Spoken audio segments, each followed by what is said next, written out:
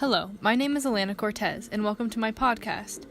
In this episode, I will be comparing 3 different recreations of the play Hamlet by Shakespeare. I will be comparing the effectiveness of the film adaptations by Ethan Hawke, Gibson, and Branagh. Starting with the technical element scenery, we can look in Branagh's version. We can see a bedroom with ornate and detailed decorations. However, it's difficult to tell a specific time period that this play is supposed to take place. Also, we can particularly note the extravagant scenes painted on the walls. In Gibson's version, there is the same kind of feel of the past, with ornate decorations and elaborate stonework. However, the general feeling of the scene is more medieval. In stark comparison, we have Ethan Hawke's version, which is a bedroom with decorations from the 1990s. Now we can look at costumes. In Branagh's version, Polonius is wearing what seems to be a traditional uniform, and Hamlet's costume is very simple yet classy and put together, as he is still royal. And the Queen is wearing a gold gown that is detailed. However, based on the other gown she wears in the movie, this one's a little more simple and would more likely be not worn in the presence of company, such as in the comfort of her own bedroom. In Gibson's version, we can see Polonius in many dark layers and like a cloak on top.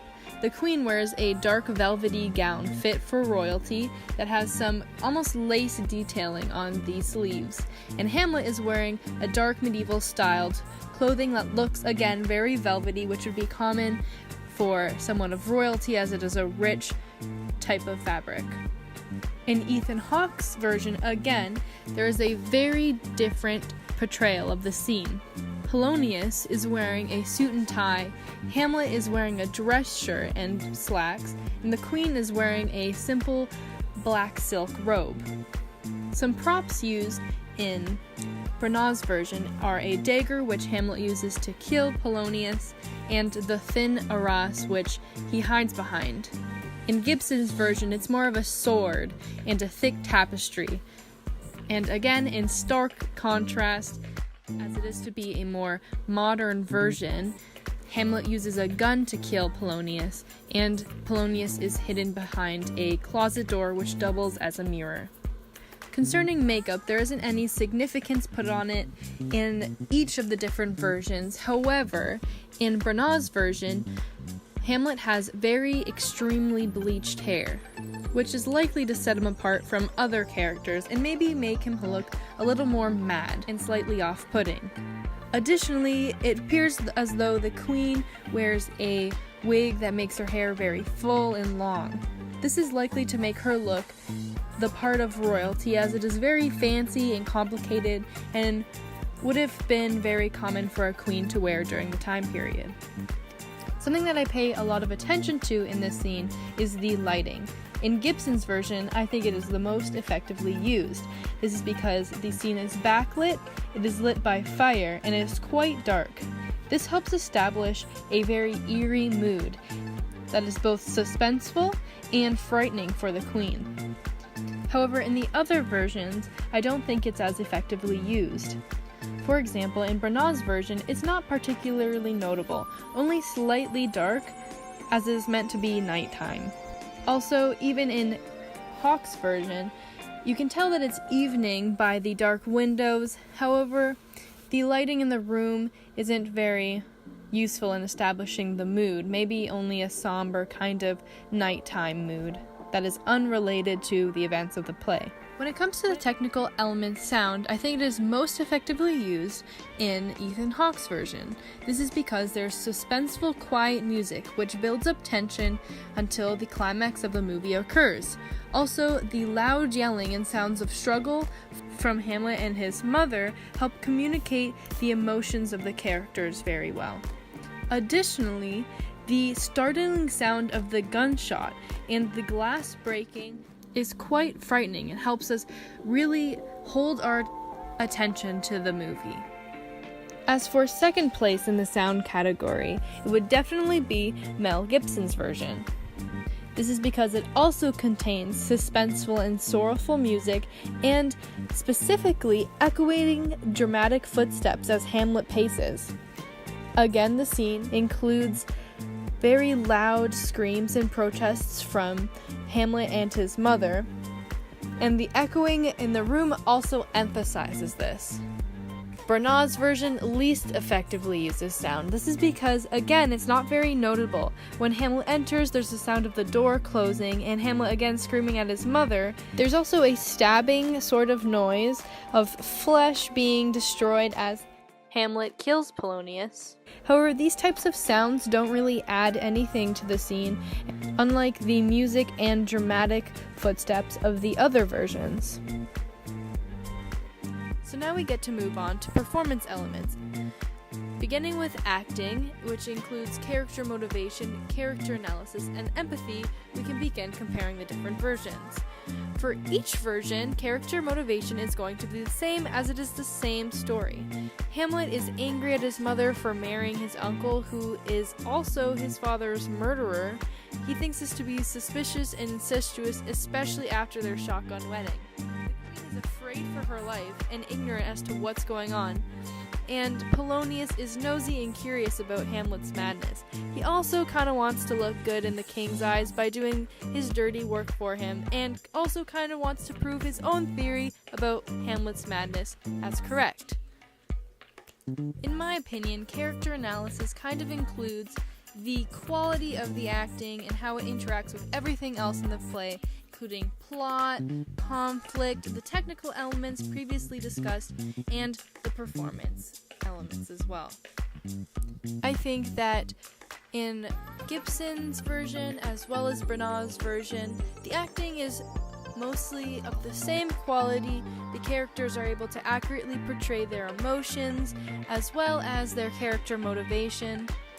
Personally, in Mel Gibson's version, I think that Hamlet's rage is more accurately portrayed, especially with that initial kind of roar before he goes after his mother.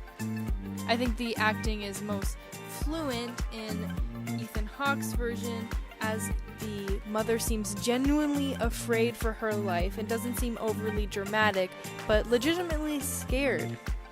And Hamlet's passion and anger for the situation is accurately displayed by the actor who plays him. The next performance element we get to look at is speaking. This includes breath control, vocal expressions, inflection, projection, and speaking style. Starting off with breath control, I think this is accurately used by all the actors, as their breath control is the proper use of lungs and diaphragm for maximum efficiency of speaking. However, they've manipulated it so as in a situation that is very stressful for Hamlet and his mother, their breath is very scattered and almost panicky. If we're looking at vocal expression, which is how an actor uses his voice to convey character, I think this is again used very well in each version. If you take a moment to think about Hamlet's situation, he is very distraught, and vocal expression would be very important in this scene. Mel Gibson's version again includes that roar, which really emphasizes to the audience how passionate and enraged Hamlet feels towards his mother at this moment. Another component of speaking is inflection, which is the change in pitch or loudness of the voice. I'd say each character in the scene, as well as for each version, the inflection of the voices changes as needed to portray emotion. However, going back to vocal expressions, even though inflection is used very well in Ethan Hawke's version, I feel as though that Hamlet is a little more stoic and a little more expressionless when it comes to his speaking and even his yelling. Concerning speaking style, when we're thinking about Shakespeare, it's very difficult and sometimes very awkward to say the words that he has written.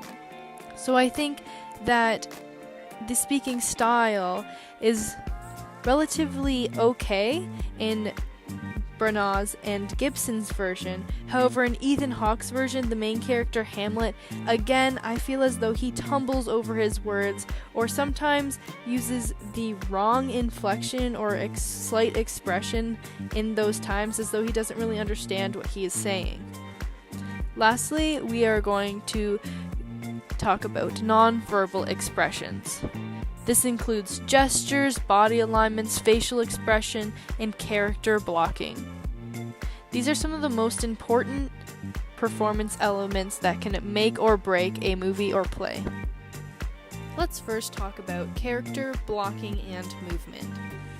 I think that there's a lot more movement in Mel Gibson's version, as Hamlet paces and the queen tries to run away from him, and then Hamlet then moves again back to the tapestry to lunge and kill Polonius.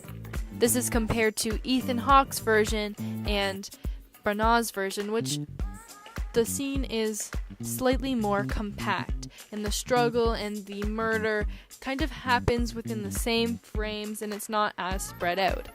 Personally, I enjoy this kind of movement as it displays Hamlet's frantic nature and how it would actually be if the queen was trying to get away from him. When we're thinking about body alignment, I don't think it's something that's necessarily very important in these scenes. This is because the body alignment is the physiologically correct posture and use of the body within a scene. In fact, I think that the deliberate misuse of body alignment in Ethan Hawke's version, when the queen is making herself small and is very crouched, I think that this adds to the scene and helps really portray her fear that seems very genuine to the audience, unlike in the other two versions where their body alignment makes them seem still very prim and proper in such a situation. To conclude, let's answer the burning question: which version is the most superior version of Hamlet? Or specifically the one that most successfully portrayed this scene? In my opinion, Mel Gibson's version wins. This is because if we look at the technical elements, I think that within the scenery, costumes, it most accurately portrays the time period of the play. I don't particularly like the modern adaptation from Ethan Hawke or the historical inconsistencies of Branagh's version, such as including things like suspenders that weren't supposed to be invented until after the time period of the play. Additionally, I think that the lighting created the perfect atmosphere for the scene that was very suspenseful and eerie, and it also had one of the more successful use of sound through the slap of the queen's hand, Hamlet's roaring scream, the queen's whimpering, the squishing or sound of blood pouring on the floor, the dramatic footsteps, and the suspenseful and sorrowful music. In considering performance elements, through the acting in this scene, the character motivation is clearly portrayed. The actors work very well within the plot and technical elements such as the scenery. The speaking was used very effectively through inflection and increase in loudness as Hamlet became more enraged, and the quiet whimpering and loud screams of the queen, as well as the speaking style is very fluent and the vocal expression unparalleled to the other versions. Lastly, I really liked the use of space within the scene as it is very dynamic and moves around.